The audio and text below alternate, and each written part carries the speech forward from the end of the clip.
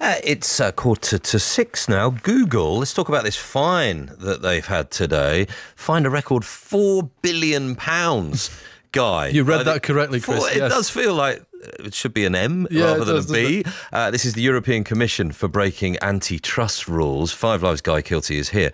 Huge amount of money. It's a massive fine, a record for the European Commission. And what it all relates to is the operating systems that our mobile phones run on. And basically, it's because there are two operating systems that are used on our mobile phones. One is iOS, which is on all Apple iPhones. So if you've got an iPhone, it's running iOS. The other is Android, which is owned by Google and used on phones made by Google, but also crucially used by other manufacturers' phones like Samsung and Sony. So chances are, if you don't have an iPhone, you've got Android on your mobile phone. Now, 80% of the phones in the UK and Europe run on Android. And it's the relationship between Google and those phone manufacturers which is the key to all of this. The European Commission has found that Google has abused its dominant market position, tying the phone manufacturers to its search and app and browser and paying manufacturers to only install Google's search app and not others. So it's anti-competitive, they're saying.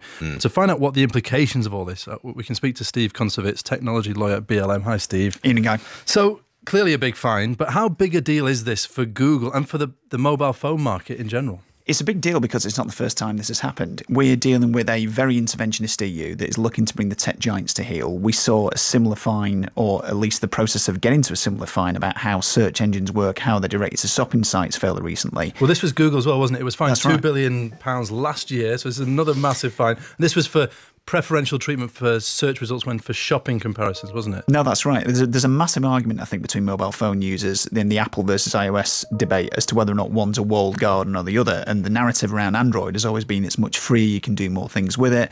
This kind of undercuts that narrative because what they've been looking to do is build a cozy or maybe less than cozy relationship with manufacturers so that it's the Google search app, it's the Android operating system, and consumers are effectively denied that choice, although it's worth noting that the European Commission did say there is nothing to stop users from installing a separate search engine software and a separate browser software.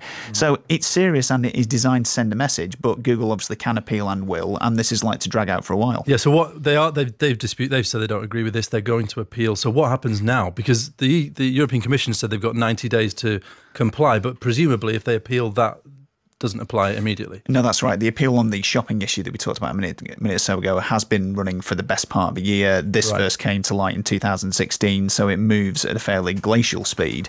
And Google, having the resources it does, I mean, you laugh about the level of this fine, are going to commit an awful lot of their time to fighting this because it directly affects their business model. It's a huge amount of money, isn't it? I mean, so it could take years for this to sort itself out effectively. But what will change if it does happen and the appeal is unsuccessful from Google?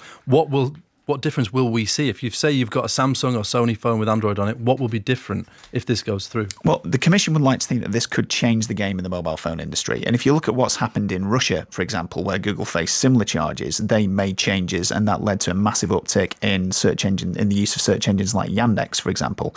So I think it will at least start to give people more choice, which is what all this is about. Although whether or not users who enjoy using Google, who see Google as, the verb to search in the first place on the web, whether they're going to exercise the choice that's going to be made available to them. And that's, I guess, what the issue, isn't it? It is to Google, isn't it? That is the verb. So whether other search engines have the market power to compete is the big question. Thank you, Steve, for coming in.